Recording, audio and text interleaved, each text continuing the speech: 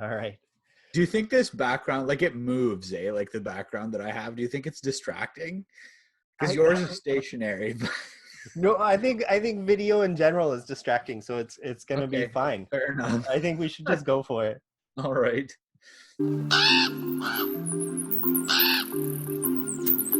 Hi, and welcome to the Naturalist podcast. I'm C. McKeon, And I'm Lev Frid.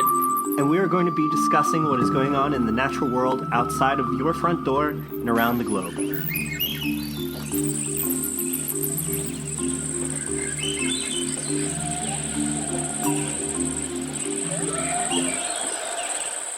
Welcome to the Naturalist podcast, and welcome, my friend Lev. Yes, it's been a very long time, see. A very long time, I must say.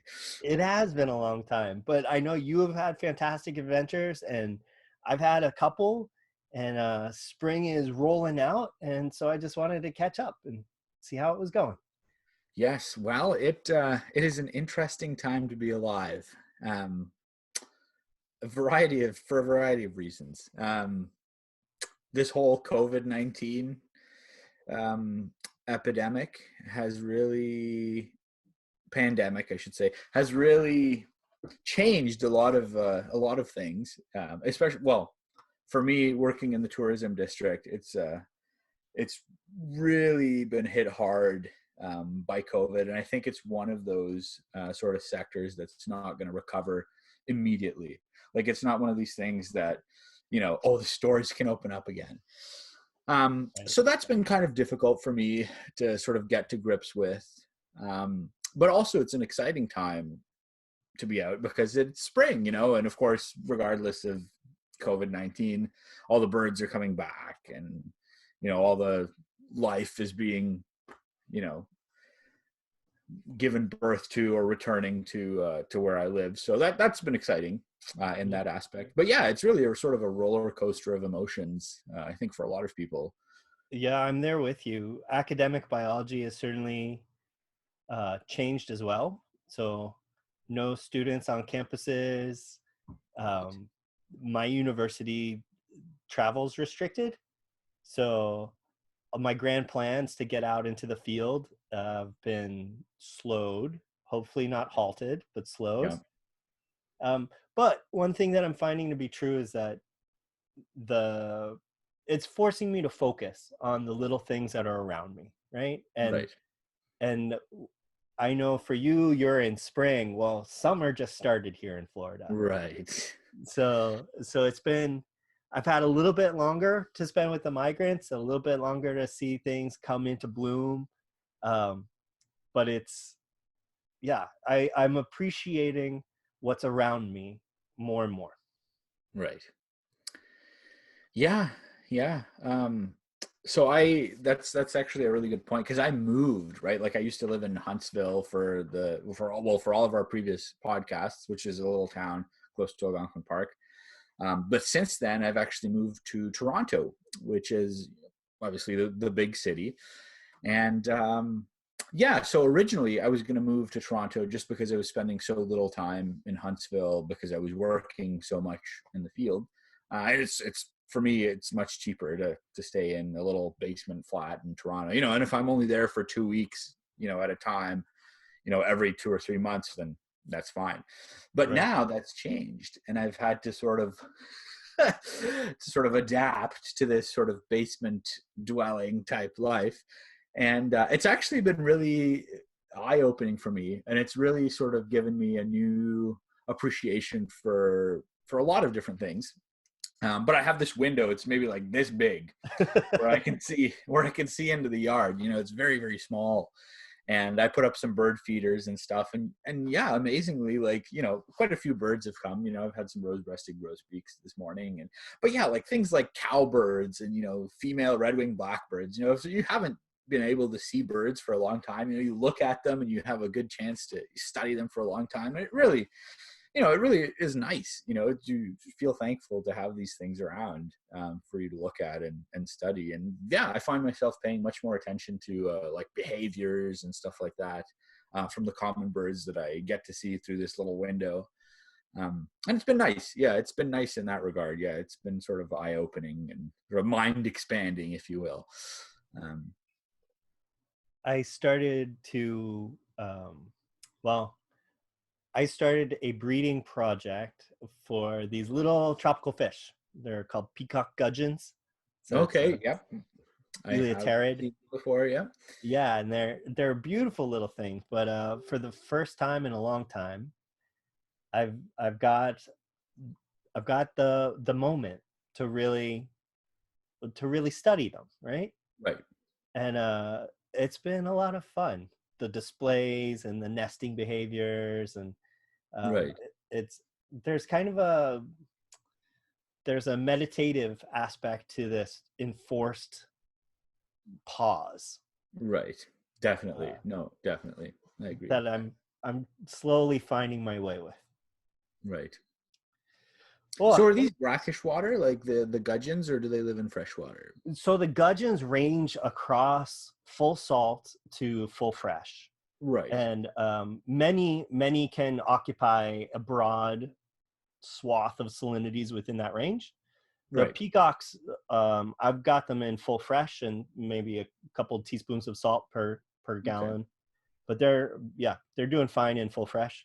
Um, Hmm. most of how I know the family is from a fish called the fat sleeper that Yeah, lives yeah, down here in Florida. yeah. I've seen it. I think in the Carolinas. Yeah.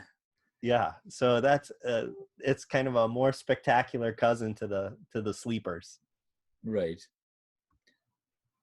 Um, and then a few days ago, I got an opportunity to go chase Connecticut warblers in mangrove forests. Oh wow, that's bizarre. Yeah. So we had strong winds coming out of the east, which seems to have thrown Connecticut warblers to the west coast of Florida. Okay. Um, and they were all hanging out in the mangroves, and they were actually feeding on mangrove tree crabs, the aratus. Okay. Oh, that's bizarre. Yeah, so they were running around between the mangrove prop roots, and you would see them just hop up and just grab a hold of these little crabs like they were nothing. And at first I was like, what are they eating? Are they eating insects or isopods, or what are they going for? And Right. I ran my hand down some of these prop roots, and I just came up with tons of newly metamorphosed aratus, the mangrove tree crabs. Oh, weird. Yeah, And how and many Connecticut's were there? Like, were there a few or? there were four. There were Wow, four that is in a this little lot. patch. Yeah. Yeah. Um, so Florida, I mean, just by the presence of the Connecticut warblers, you know that we are at the tail end of migration. Right. Um, but I'm judging by your photos, things are just ramping up for you. They are. Yeah. I think this week is going to be the peak. Yeah, I think it is. Just in terms of different species moving at sort of the same time. We're seeing like blackpoll, bay-breasted in Canada, which is usually sort of signaling the tail end. But still, I mean, here in southern Ontario, there's still palm warblers around. There's still even ruby crowned kinglet is still around, which is very early. Usually, those are gone sort of by the first week of May out here, and there's still some around. Um, but yeah, no, it's an exciting time. A great time to do some rarity hunting. I haven't personally seen any rarities yet, but yeah, they've been around. Kirtland's warblers have been around, and summer tanagers and stuff like that. So yeah, yeah, I've been just trying to get out as often as well the weather allows and the work allows. So, which is a lot now, so that's good. Um, And yeah. you caught up with your first spruce grouse of the season, is that right? Yes, yeah. So the provincial parks actually opened up um, not very long ago on Friday. Some of them opened up last Monday, and the rest of them on Friday. But yeah, so I headed up to Algonquin Park, and yeah, the spruce grouse were still going, which is nice. Yeah, usually they go like from mid-April to mid-May, more or less. But yeah, they were excited. They were going for it. Which was always nice to see. It's sort of a thing that I make it a point to see every year if I can. Yeah, some of the warblers had come back up there, very few, sort of the black and whites and the myrtles and whatnot. But down here, yeah, lots of warblers going through, and herps as well. So I was very lucky to join a colleague of mine from back when we were working in Algonquin Park together. Um, he is doing a study on wood turtles in Uh-huh. central Ontario, and they're quite rare in central Ontario and in Ontario sort of in general. So yeah, I had the opportunity to go out and catch some turtles, and it's not, wood turtles are awesome, but we also saw spotted turtles and a variety of other interesting herps, smooth green snakes and milk snakes and stuff like that. So it was nice. Yeah, it's nice to finally see all this life that we've been sort of deprived of all winter. So Wood turtle is actually a species I've never gotten to see in the wild. it is, I don't think it's very easy to see in a lot of places. Yeah, I know certainly in this place when we were looking, it involved a lot of bushwhacking, a lot of, you know, bushwhacking through alders, through dense alders, which is not ideal, but worth it. Um, but yeah, it's one of these. Yeah, it's, every time I see one, it's a special experience because I know I never know when I'm going to be able to see another one. So Right. yeah. People are people who I've talked to about wood turtles. A guy in particular named Kurt Buellman, who's a turtle scientist and just a turtle fan. But he Okay. talks about how that species is just so inherently charismatic that they are It just is. I agree with that. Yeah. There's something about them. Yeah, they're partially terrestrial and they have these like really evocative eyes. I find, like, especially the ones with the pale eyes, they're very wise looking turtles. Yeah, and they're very meticulous in their movements, and yeah, just a very attractive animal. Yeah, I'm quite a fan. So I got to I don't know, pick up a couple of cooters from the road down here. oh, So okay. our turtles are certainly nesting already on the sandy banks, and so it's pretty rare to get your hands on one of the big female cooters. And so Right. that was fun because you just don't get a chance to see them up close like that. So kind of swift rescue operation, but it did involve Right. Yeah. actually getting this thing up off the road, and they're big. That's a big vegetarian turtle. Right. Yeah, I've only ever seen them basking, but even then they looked really big. Yeah. um, and we've got a couple different species too. So they're into different watersheds. You get different species, and here in Florida, sad to say, there's a lot of kind of cross introductions. Um, Okay. uh, the majority of that is people releasing red-eared sliders, right? But Right. we do get some cooters ending up in lakes and rivers to which they are not native. Okay. So puzzling out who you've got in your hands is not entirely trivial. Right. Um, but they are neat. They are neat turtles. Um, what else you got going on up there? Well, besides the birds and the herps, not too much. In terms of COVID-19 restrictions, Canada is doing well. We've plateaued, I think, through most areas. So now a lot of the restrictions are being lifted slowly but surely. So our parks just opened up. I know in a lot of other neighboring provinces, they've had their parks opened up, which for me is really important because mental health, that's how I get it. So, but yeah, no, we're sort of taking it slowly but surely in terms of that. Um, but yeah, otherwise, it's a fairly, I would say it's a held back spring just because it's been really cold for the past little bit. But this past week it's been a little bit warmer, and I think this coming week is going to be warmer still. So stuff to look forward to. Here the Yeah. leaves aren't out yet. Oh, They've just started popping. And in Algonquin Park, which is about 300 kilometers north of here, it's not even like there's just buds at this point. So, and the spring ephemerals are just starting to peak up there. So things like lovely. trout lily and the trilliums, they're blooming down here already, but up there they haven't really started. So yeah, stuff Very, to look very forward cool. to still. I would Yes. say. Well, I think that's true for all of us, right? I think so. I hope so. Yeah. Me too. Me too. So are you gonna try to get back out this weekend? Yes. If the weather is fine, I think I will go up to Algonquin Park and see what's there. It's supposed to be, at least what it's saying now, south winds, so good for bird movement. And yeah, do some rarity hunting maybe. And yeah, some paperwork. I mean, yeah, there's all kinds of stuff to do, even if the weather's bad.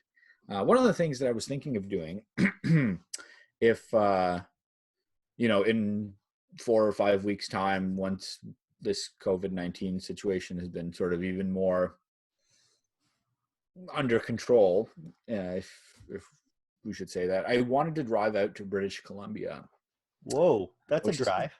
it is a drive, yeah, which is something I've never done, and I feel as though a lot of people, like a lot of Canadians, like a lot of Canadian naturalists, I should say, have done that, and I'd never done that, like from Ontario to BC. So I might do that, if it's safe. Obviously, complying with all the social distancing um, rules and regulations and whatnot. But yeah, hopefully, because otherwise, I mean, not that there's nothing to do in summer, but it's one of these things where there's, at least in Ontario, where it's largely developed and sort of second growth forest until you get to Algonquin Park and further up. There's not much. So yeah, I'd like to see some new things, or maybe get a job. Yeah. That's another possibility. Try and see if I can get a job doing something. Um, yeah, we'll So see. So far, the government's been supportive, giving these subsidies for folks who are out of a job, which is very nice. Um, I was in a good position before, so I don't think anything, unless it really grinds down, like until, if nobody can fly until, you know, like March of next year or something, right. then it would be grave. But for now, I'm okay. I'm holding my head above the water. So, but how about you, C? Do you have a light at the end of the tunnel there, or? Well, I'm still employed, and Oh, good. Okay, well that's good. Yeah. yeah, so that's good. It means it means a lot to me, and it means that I can continue my research. Um, but it's a really kind of flexing their creativity, and how do I accomplish the things that I want to accomplish without the ability to travel, right? So Right. it's a new game. It's a new game for all of us. Yeah. But I'm jealous of your opportunity for the transcontinental. That could be fantastic. I hope it could work, and I hope it's safe enough to do it. Obviously, I'm very careful about, making sure that it's okay. Um, but yeah, I hope we can do it. Yeah. So one of the other things I've got going on is and followers of the podcast and of the website might have seen it, but I'm organizing a marine biology at home class. So Yes. it's an opportunity for folks who have always wanted to take a marine biology class but never had the opportunity while they were in college or in high school. Well, here's your chance. So me and a bunch of my colleagues and friends are putting materials up online, and they're video lectures for the most part on YouTube. Okay. It's called Marine Biology at Home, and so that's rolling on, and I'm doing my best to kind of herd the cats on that project. Uh, Okay. so that's been good, um, and hopefully it's something that I can give back. Right, this will be a Right. moment where I can say thank you to everyone for the support, and here is my way of supporting you as well while Right. we're all kind of locked at home. Um, and I'm just trying to come up with different projects too. So a lot of folks are asking me, and I'm going to turn around and ask you, Lev, Okay. for what are things that they can do with their young naturalists at home. either in their yard or in a local area. And so I've been fielding a lot of those sorts of questions. Right. And for me in Florida, where our big hatch out of dragonflies is kind of ongoing, Right. one thing that I'm recommending people do is just take a dowel. I mean, it can be as simple as a broom handle and jam it into a wetland. And the dragonflies and damselflies in my area, and as far as I know, over most of the world where they occur, will use that to climb up on as larvae and eclose or molt into their terminal winged form. Right. And that spectacle, if you get to see it, is really cool. Yeah. Getting to see both the larval skin and the adult above it is really neat. And it really gives you a chance to explore the diversity of odonates around you in your area. Right. So that's one of the few things that I've That's been really cool. Yeah, I never thought about that. But yeah, no, that would definitely work. Yeah, that's really neat. Do you have any suggestions for the younger set? Well, so one of the things, and I have a few friends who sort of work in this industry, if you want to call it, that have been really busy, is bird feeders. And it depends, I think, a lot on where you are, because I think that perhaps down in Florida, where most of the migration has gone through, you may not get like a huge diversity of birds coming to feeders right now. But up here, for example, there's a lot of new birds sort of coming in and out. And it's remarkable, even like, people will say, oh, I have a really small yard, like there probably won't be any birds, but my yard is, the one I have here is very small. It's just like, it's like maybe 15 square meters. It's very, very tiny. There's virtually no ground cover. It's just lawn. But I have a couple of bird feeders, and there's, I think, 6 individual trees in the entire neighborhood. But yeah, birds will come, and especially birds that are passing through. And it's neat to see which birds prefer which kinds of seeds, and like what kind of position they take even on the feeder and stuff like that, and what birds will use the feeder and what species will come in and have a look, but they're not feeder birds, so they'll just disappear after. And yeah, it's really neat to see sort of this dynamic between sort of birds moving through. Like, for example, when I started feeding out here about a month ago, there were a lot of these male red-winged blackbirds coming to the feeder, but now it's almost entirely females. So you can see sort of on a daily basis how the males sort of disappear. They go north first, and then the females sort of go behind them. So yeah, it's kind of interesting to see, like the daily cycle of a small area like that. And I think a bird feeder is a really good idea for, as long as you keep it clean and, maintained and whatnot. Yeah, for seeing local bird movements, at least at this time of year. Awesome. Yeah. Well, thanks for talking with me. And it's great to see you. Yeah, likewise. See, yeah, this is new. I like this Zoom stuff. Yeah, so revolutionary, for those of you who are listening to this podcast, or listening to this program as a podcast, we are doing this on Zoom now, and hopefully going to be sharing video with you. And as we go forward, we're going to be moving into both some of Lev's travelogues and adventures in the field, and hopefully getting some video from some of you as well. So yeah, we look forward to seeing you next time on the Naturalist podcast. Right. Actually, never mind. We need to Whoa. stop, because you need to tell people where they can follow you. Oh, yes. Well, the best place to follow me is my Facebook, because that is where all of my trip reports and all of my pictures and all of that kind of stuff goes. Okay. So it is my first name, Lev, L-E-V, and my last name, Frid, F-R-I-D. That's how you'll find me.